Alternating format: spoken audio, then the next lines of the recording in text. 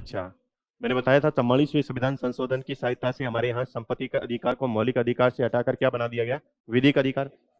और उसको कौन सी संविधान के कौन से आर्टिकल में रखा गया, article 300 capital A.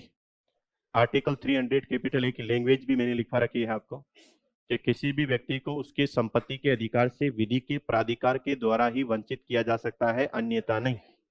Simple meaning है कि आप किसी से किसी भी व्यक्ति की संपत्ति तब छीन सकते हैं जब उसके लिए क्या बना हुआ हो, बताओ, कानून बना हो। यूपीएससी प्री 2021 का क्वेश्चन है कि संपत्ति का अधिकार है, कैसा अधिकार है, मौलिक अधिकार या विधिक अधिकार। ये तो सबको ही पता था। उसमें एक बात और जुड़ी हुई थी कि संपत्ति का अधिकार प्राप्त है भारत के सभी नागरिकों को या सभी व्यक्तियों को। याद रखें, ये विधिक अधिकार तो है, और ये विधिक अधिकार किनको मिल रहा है, व्यक्तियों को। अरे विदेश की भी तो बहुत सारी कंपनियां भारत में कार्य कर रही, नहीं कर रही है? तो ऐसा थोड़े है कि विदेश की कंपनियां भारत में कार्य कर रही तो आप जाके उनकी संपत्ति छीन लोगे, नहीं।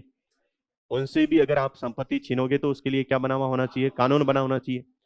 उसके बाद में ही आप उनकी संपत्ति को क्या कर सकते हैं, बताओ, छीन सकते हैं, अन्यथा उनकी संपत्ति को आप छीने नहीं सकते। आई बात समझ में? तो इसलिए याद रखें, संपत्ति का अधिकार कैसा अधिकार है, विधिक अधिकार है, और विधिक अधिकार होने के साथ साथ सभी व्यक्तियों को मिला हुआ है। ठीक है, तो विदेश की कंपनियां भी भारत में कार्य कर रही है, उनसे भी आप संपत्ति तभी छीन सकते हैं जब क्या बना हो, कानून।